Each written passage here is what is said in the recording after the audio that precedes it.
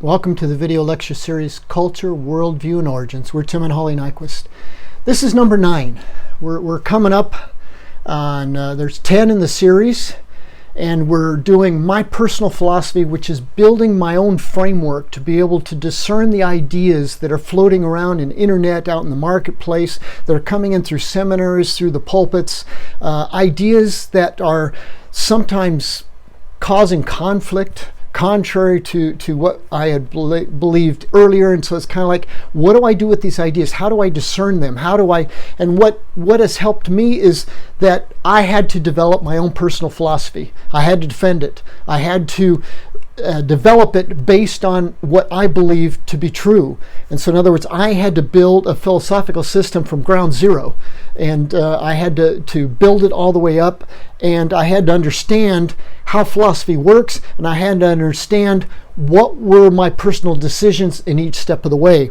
And that's what we're doing in this series, is building our own philosophy, where I'm showing you what I had to go through to build mine. And what I am hoping is that others that see this will understand that they need to build their own. But I would hope that if they are biblical in any way, that they would follow this framework. We've been using this quote as the basis of our series by biologist Stephen Jay Gould. He says, "First, facts do not come to us as objective items seen in the same unambiguous way by all reasonable people. Theory, habit, prejudice, and culture all influence the facts we choose to observe and the way in which we perceive them."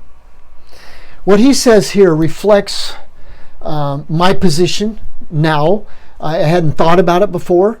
But now in the last 10 years, I've had to develop my own position, and I understand now kind of what he's saying and how that applies to the scientific process. Is that scientifically, we don't approach things as neutral, as just zero, and that's just the facts, ma'am. That's just the facts. Is that in our library that we operated, there was a lot of opposing ideas from different scientists, and I didn't understand how to separate them, how to discern them.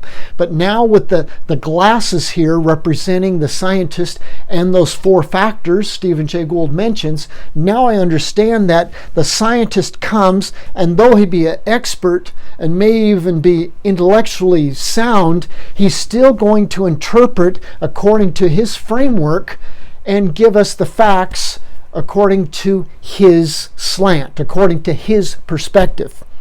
And what we're trying to do here is that each one of us need to develop our own framework, so that when we're looking at things and looking at what others have published, we can accept or reject it through our personal framework, through our own belief system.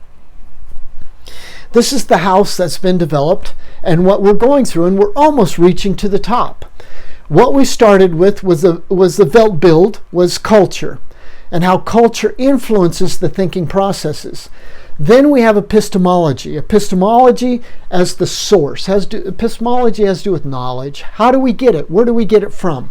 There's 4 sources to pick from, and that source will determine the rest of our house. So number one is the source of reliable knowledge. From our reliable knowledge, then we gain our metaphysics. We go to our source for our metaphysics. Our metaphysics is theology. Is there a God? Is there not a God? What kind of God is he? Where does he reside? Does he have access or not to this within the system? Ontology. What is real? What is not real? Universal science. Well, then what is the first cause? What caused everything? What can we propose? And that question, universal science, is answered by our ontology, which is answered by our theology. So it all ties together, and we all need to develop our own system. And then once we have our belief system in place, then we go to our methods. And our methods are, we've seen as rationalism, which is good, but for me, it's when it's guided by the Spirit of truth through revelation. Empiricism, the 5 senses, that is good, but when paired with and subject to the Spirit of truth and revelation. Skepticism, that is true too. We are called to be skeptical. We are called to evaluate. We're called to analyze. But that skepticism should be guided by not dreams, but by the Word of God, the Spirit of truth, and revelation. Well, that brings us, okay, let's go along the side now and update ourselves on Stephen Jay Gould's 4 factors. The culture, number 1. Yes, we've responded to that. Number 2, the prejudices. Yes, the prejudices are what we choose to be our source of reliable knowledge, and then what we choose to believe about theology, ontology, and universal science, which makes up our basic beliefs and rules. Then we go to methods. Now we have the methods in place, and now we have our system put together. Our mental grid is now made, and it's ready to now look out at the world. It's ready to implement, to be able to gain and generate more reliable knowledge. That brings us to the level of theory. We've gone from culture, prejudice, to theory. Now, theory in this sense, theory comes from a Greek word, theorein, and it's theorein. It means spectator, means to watch, means to observe, means to, and so here theory carries with it the same idea as worldview, as theory is looking out at the world now through this mental grid. And that's why we have the Marxist theory, we have the Darwinian theory of evolution, we have biblical theory, we have a lot of different theories, because each one is a way of looking out at the world and interpreting the world through the base system below it, through the basic beliefs, through the source of reliable knowledge. So now we're going from culture, prejudice, theory, we're going up to habit, and we're going up to logic. My logic. What is my logic based on? Logic is actually the development of my model. How do I model things? How do I model my belief system? And that is what makes logic to me. What is logical to me? Well, logic is based on ground zero, which is the welt-bild, on number 1 point, which is our epistemology, our source and methods. And 2, it's built off of our metaphysics, which includes our theology, our ontology, and our universal science. You still with me? It's not that hard when we can just visualize it and understand what each step means. Well, now we're going to logic, but logic flows from the steps before. What would be my logic? What would be logical for me?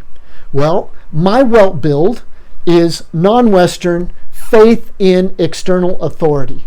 Not dividing faith off from reason, but subjecting reason to my faith, or reasonable faith that is led by the Spirit of truth, by revelation, general and special. So my logic is based on my welt-bild, which is then the cultural tendencies.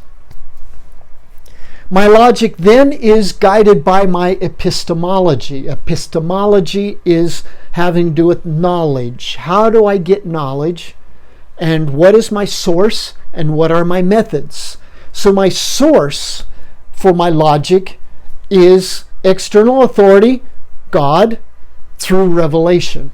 My God exists, and He is immanent within the creation. So therefore, He has potential to communicate, and we can understand Him and know Him personally through revelation of Himself. He was revealed through His revelation to the early prophets, revelation to the apostles, but especially special revealed through His Son, Jesus Christ.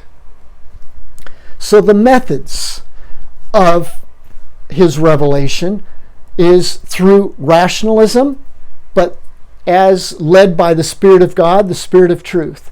empiricism, but as led by the Spirit of God, the Spirit of truth, and skepticism, as led by the Spirit of God through the Spirit of truth. So my logic then is based on my epistemology. My logic is based on my metaphysics. My logic is based on my welt-bild. It's all one system. So in other words, I shouldn't be just accepting someone else's logic if it does not fit my system. My system will fall apart if I accept logic that does not work and not produced from within my system. So my logic is based on my metaphysics, my theology, which is my theology, my ontology, and my universal science.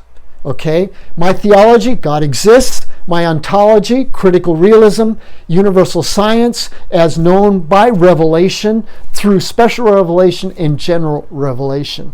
So everything explains the step before it. And if I accept something higher up in the house that is from outside the house, it'll cause problems with the house.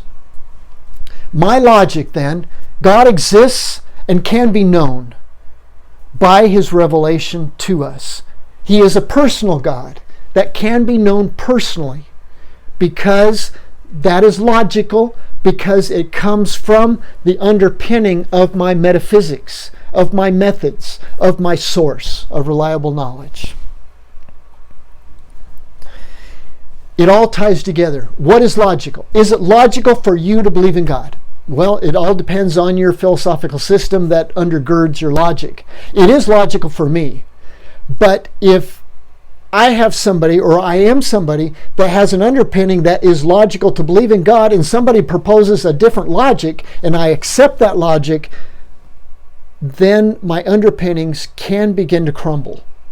Because my logic, my model, has to be the same as what is underneath all the underpinning. So if I accept as a different model, then sooner or later I will have to change the underpinnings. I will have to change the structure of my philosophical system underneath if I accept something that was not produced by my something. And that has to do with different models of science. If I accept a different model of science that is not produced by my thought system, then that model will erode my thought system and will eventually change it if I embrace a model that was not produced by my thought system. That is the importance of using your thought system to embrace a model and not in the reverse order.